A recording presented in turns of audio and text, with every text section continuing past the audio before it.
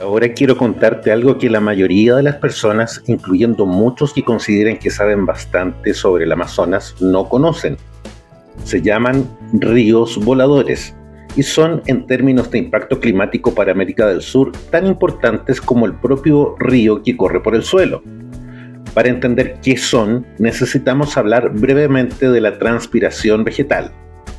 Las plantas absorben agua del suelo a través de las raíces y la liberan al ambiente en forma de vapor a través de pequeños poros en las hojas llamadas estomas. Es un proceso continuo, día y noche, que sirve para regular la temperatura de la planta y transportar nutrientes. Un árbol adulto en la Amazonía puede liberar entre 500 y 1000 litros de vapor de agua al día, dependiendo de la especie y las condiciones climáticas.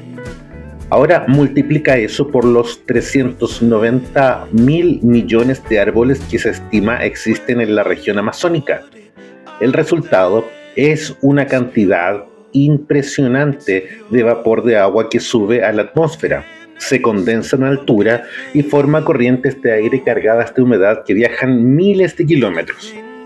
Esas corrientes que los meteorólogos y climatólogos brasileños empezaron a estudiar sistemáticamente en los años 90 fueron bautizadas como ríos voladores por el ingeniero José Marengo del INPE.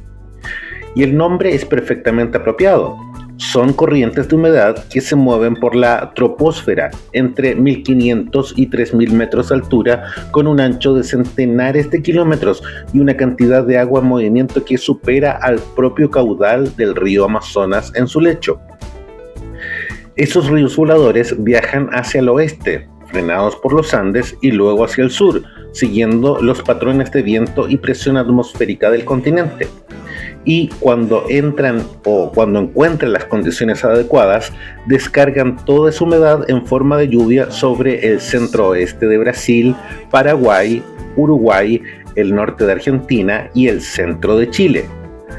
Las lluvias que permiten que existan los cultivos de soya en el Mato Grosso, el trigo en el noroeste argentino, las viñas en el norte de Chile, todas esas lluvias tienen en parte su origen en la transpiración de los árboles amazónicos. Aquí viene una de las paradojas más trágicas de toda la crisis amazónica y merece que te detengas un momento a pensarla. Los actores que más impulsan la deforestación amazónica, los ganaderos y los agroindustriales de soya y maíz, son precisamente los que más dependen de los ríos voladores. Si la deforestación avanza lo suficiente como para debilitar significativamente el ciclo de transpiración, las lluvias en sus propias regiones disminuirían. Estarían destruyendo literalmente la fuente de agua que hace posible su actividad económica. Esto no es una hipótesis teórica. Hay estudios que muestran que en las regiones agrícolas del sur de Brasil y del norte de Argentina ya se registran cambios en los patrones de precipitación consistentes con el debilitamiento de los ríos voladores como consecuencia de la deforestación. Las sequías que han afectado al cinturón agrícola de Brasil en los últimos años, con pérdidas de miles de millones de dólares, podrían estar parcialmente vinculadas a este fenómeno. Ahora hablemos del concepto más repetido y más malentendido sobre la Amazonía: la idea de que es el pulmón del planeta. La escuchas en los medios, en los discursos políticos, en las campañas de sensibilización. Y hay que hacer una corrección importante, no para quitarle la importancia a la Amazonía, sino para entender correctamente qué es lo que hace y por qué realmente importa. Preguntamos, ¿la Amazonía produce oxígeno? Sí. Los árboles y las plantas fotosintetizan, absorben dióxido de carbono y producen oxígeno. Hasta ahí está todo correcto. Pero la selva también consume oxígeno. Los hongos que descomponen la materia orgánica en el suelo, los animales que respiran, las bacterias, los procesos de fermentación, todo eso consume el oxígeno que los árboles producen. En un ecosistema maduro y en equilibrio, la producción y el consumo de oxígeno se compensan aproximadamente. El balance neto de oxígeno es cercano a cero. Entonces, ¿La frase es completamente incorrecta? No exactamente. El problema es que usa la metáfora equivocada. Los pulmones oxigenan la sangre. La Amazonía no oxigena la atmósfera de forma neta, pero sí hace algo igualmente vital: regula el clima. Y la metáfora correcta es la del termostato. La selva amazónica almacena entre 90.000 y 140 millones de toneladas de carbono en su biomasa viva, en el suelo y en la materia orgánica muerta.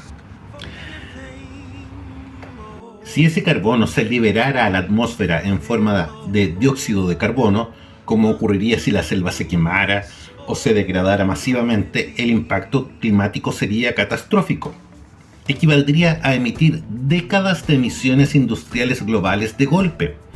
Pero, además, la selva modera las temperaturas locales y regionales, genera sus propias nubes que reflejan la radiación solar, mantiene el ciclo del agua en equilibrio y estabiliza el sistema climático del continente.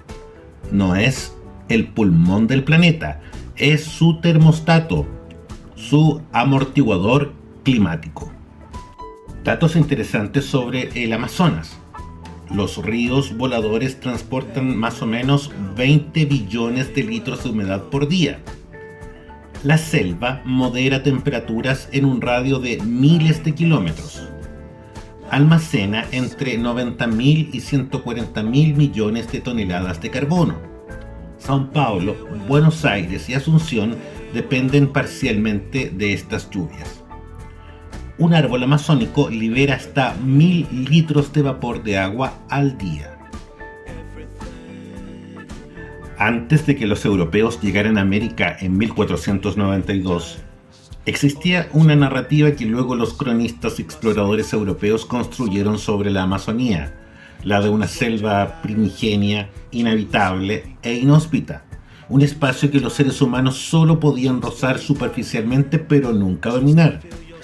Esa narrativa fue conveniente para justificar ciertos proyectos coloniales y sobrevivió durante siglos en la historiografía occidental. Hoy sabemos que era esencialmente falsa. La Amazonía estuvo habitada por millones de personas antes de 1492. No hablamos de pequeñas bandas de cazadores-recolectores dispersas por la selva. Hablamos de sociedades complejas, con ciudades, jerarquías políticas, sistemas de comercio a larga distancia, agricultura intensiva y una gestión activa del territorio que transformó el paisaje de forma tan profunda que sus huellas son visibles hoy, 500 años después, tanto desde el suelo como desde el espacio. El primer europeo en describir asentamientos grandes en el Amazonas fue Fray Gaspar de Carvajal, cronista de la expedición de Francisco de Orellana, que en 1542 recorrió el río de este a oeste. Carvajal describió ciudades en las orillas con miles de habitantes, caminos, campos cultivados y una población densa. Durante siglos, esas descripciones fueron consideradas exageraciones o invenciones de un fraile con tendencia a lo fantástico. Hoy, la arqueología le da la razón a Carvajal. En el estado brasileño de Acre, en la frontera con Perú y Bolivia, la deforestación de las últimas décadas tuvo una consecuencia inesperada. Al retirar el bosque, quedaron al descubierto cientos de estructuras geométricas perfectas grabadas en el suelo. Círculos, cuadrados, rectángulos, líneas rectas que se cruzan en ángulos precisos. Algunas con más de 300 metros de diámetro, solo visibles desde el aire. Estos geoglifos, fechados entre el año 900 y 1500 después de Cristo, se distribuyen en una zona de más de 13.000 kilómetros cuadrados. Se han documentado más de 500 estructuras y los arqueólogos estiman que puede haber miles más bajo el bosque que todavía no ha sido deforestado. Pero, ¿para qué servían? La hipótesis más aceptada actualmente es que eran recintos ceremoniales y de reunión, no ciudades en el sentido habitual, que formaban parte de una red de asentamientos interconectados. Pero el debate continúa. Lo que está fuera de duda es que su construcción requirió una organización social sofisticada, conocimiento matemático y astronómico y una población numerosa. Estamos hablando de una civilización compleja que construyó estructuras del tamaño de varios estadios de fútbol con precisión geométrica en plena Amazonía hace más de 1000 años. Pero quizás el legado más asombroso de las civilizaciones amazónicas precolombinas no son las estructuras que construyeron, sino el suelo que crearon. Se llama Terra Preta do Índio, tierra negra de los indígenas en portugués, y es uno de los suelos más fértiles que se conocen en el mundo. El suelo amazónico natural es paradójicamente bastante pobre en nutrientes. La fertilidad del bosque tropical no está en la tierra, sino en los árboles vivos. Los nutrientes circulan continuamente entre el cielo superficial y la biomasa vegetal en un ciclo cerrado y muy eficiente. Cuando se tala el bosque, ese ciclo se rompe, los nutrientes se lavan con las lluvias y lo que queda es una tierra rojiza, casi estéril. Eso es lo que ha hecho que la agricultura en tierras deforestadas del Amazonas sea tan poco sostenible. Pero la Terra Preta es completamente diferente. Es un suelo oscuro profundo, hasta 2 metros en algunos lugares, extraordinariamente rico en carbono estable, fósforo, nitrógeno y microorganismos.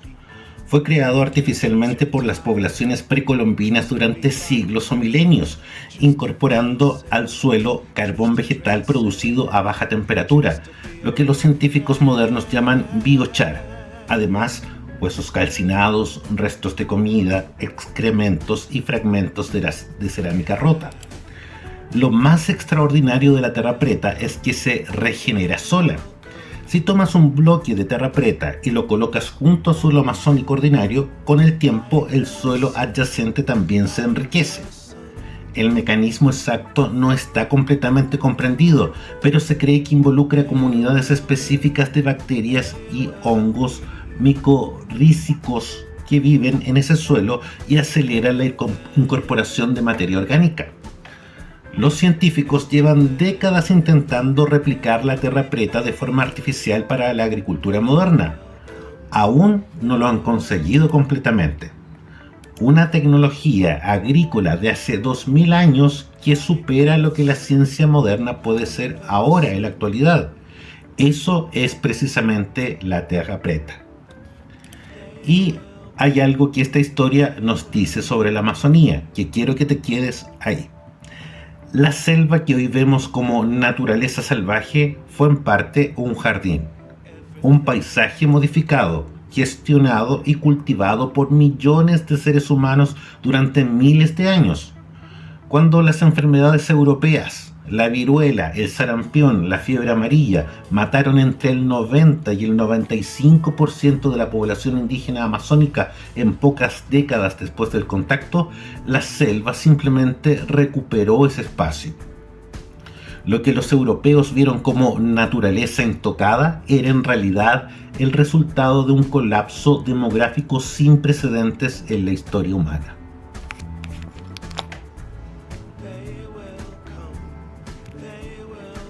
Datos interesantes sobre el Amazonas. Se han encontrado asentamientos de hasta 5 kilómetros de diámetro bajo el dosel forestal. La Terra Preta tiene 2 a 3 veces más materia orgánica que el suelo circundante. Población precolombina estimada en la cuenca, entre 8 y 10 millones de personas.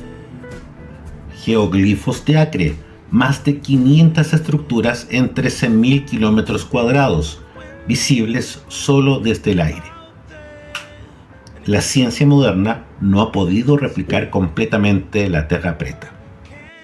Hablemos de algo que es incómodo pero absolutamente necesario. Desde aproximadamente 1970, cuando comenzó la expansión sistemática de la frontera agrícola en Brasil, la Amazonía ha perdido más del 17% de su cobertura forestal original. Son más de 800.000 kilómetros cuadrados deforestados, una superficie mayor que todo Chile, mayor que Francia y Alemania juntas, un área de selva que tardó millones de años en formarse, eliminada en poco más de 50 años. Los motores de esa deforestación son conocidos. La ganadería extensiva es el principal. Ocupa alrededor del 80% del área deforestada en Brasil. Es un uso de la tierra tremendamente ineficiente desde el punto de vista productivo. La Amazonía es geológicamente joven y sus suelos lateríticos se degradan rápidamente sin el bosque, pero económicamente rentable en el corto plazo para ellos, sobre todo cuando la tierra es barata y la regulación es laxa. La agricultura de soya y maíz, la minería ilegal de oro y la construcción de carreteras e infraestructura son los otros grandes factores. La minería ilegal de oro merece un párrafo aparte. No solo destruye selva directamente, la extracción a cielo abierto elimina el suelo y la vegetación de forma total, sino que contamina los ríos con mercurio, el metal líquido que se usa para separar el oro de los sedimentos. El mercurio se acumula en la cadena alimentaria, un proceso llamado bioacumulación, y llega a concentraciones letales en los peces que comen los pueblos indígenas. En la tierra Yanomami, en el norte de Brasil, la minería ilegal desencadenó entre 2019 y 2023 una crisis humanitaria documentada por organizaciones de derechos humanos: desnutrición infantil, envenenamiento por mercurio, muerte de niños. No es un problema abstracto, es una emergencia concreta con víctimas identificables. Pero la deforestación, la eliminación total del bosque, es solo parte del problema. Hay otro fenómeno menos visible y menos fotografiado que los satélites empezaron a detectar con claridad en los años 2000: la degradación forestal. Se refiere a los bosques que siguen en pie, pero que han perdido una parte significativa de la biomasa, su biodiversidad y su capacidad funcional debido a incendios, tala selectiva ilegal o fragmentación. Un bosque degradado puede verse desde el aire, pero funcionar de manera completamente diferente a un bosque intacto. Es más susceptible a los incendios, transpira menos agua, almacena menos carbono, alberga una fracción de la biodiversidad original. Y la degradación crea un ciclo de retroalimentación. El bosque degradado se seca más fácilmente, el suelo seco se incendia más fácilmente, el incendio degrada más el bosque, que se seca más, que se incendia más. Una espiral hacia la degradación total. Cuando sumamos la deforestación total y la degradación forestal, la superficie afectada en la Amazonía brasileña supera el 25% del original. Ya estamos en el umbral, si contamos ambos tipos de perturbación.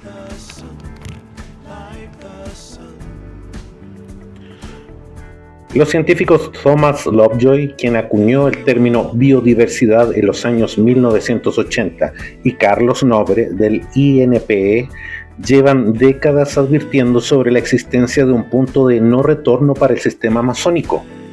Un umbral a partir del cual, aunque dejáramos de deforestar completamente, el ecosistema ya no podría recuperarse por sí solo y comenzaría una transición irreversible hacia un estado diferente. La estimación más citada sitúa ese umbral entre el 20 y el 25% de deforestación de la cubierta forestal original. La lógica es la siguiente: la Amazonía genera su propio clima a través de la evapotranspiración y los ríos voladores. Si se elimina suficiente bosque, ese mecanismo de autorregulación se debilita. La selva empieza a recibir menos lluvia, el suelo se seca, los incendios se vuelven más frecuentes e intensos. El bosque muere desde adentro, transformándose progresivamente en sabana. Un proceso que los científicos llaman sabanización o dieback, que significa literalmente muerte regresiva.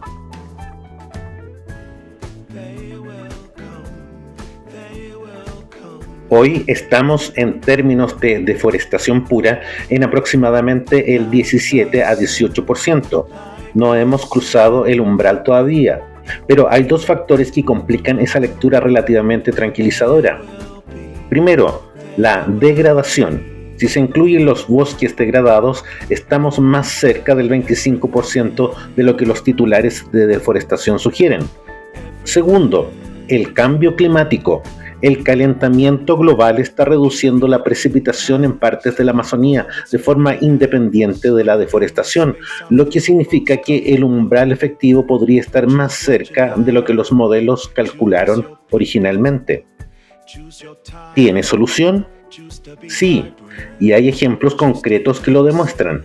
Entre 2004 y 2012, Brasil logró reducir la deforestación anual en más del 80%, de alrededor de 27.000 kilómetros cuadrados por año a menos de 5.000, mediante una combinación de monitoreo satelital en tiempo real, listas de municipios con alta deforestación sujetos a restricciones de crédito agrícola y fiscalización aumentada.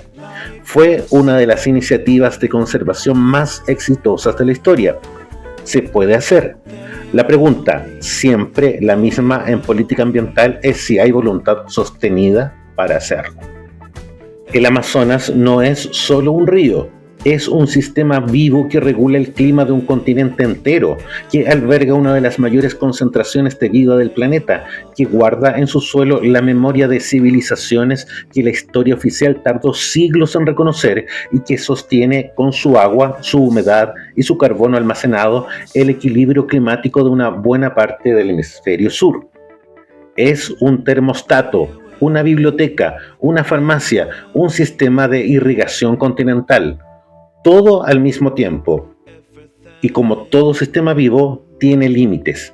Tiene un umbral más allá del cual ya no puede recuperarse solo.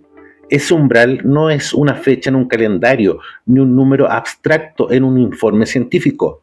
Es una línea que podemos cruzar sin darnos cuenta, de manera gradual, incendio a incendio, campo a campo, kilómetro a kilómetro de carretera.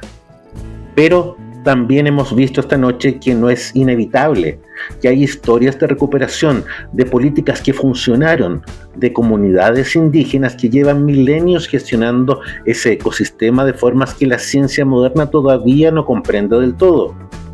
La Amazonía tiene aliados que conocen sus reglas mejor que nadie. Y hay algo que me parece fundamental terminar diciendo. El Amazonas no es un problema de Brasil, ni de Perú, ni de Colombia.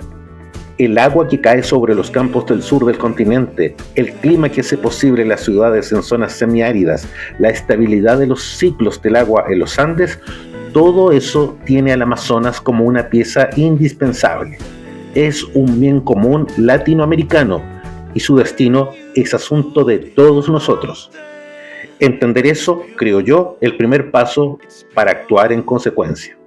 Y entender empieza por saber, por conocer, por contarle a otros lo que el Amazonas realmente es.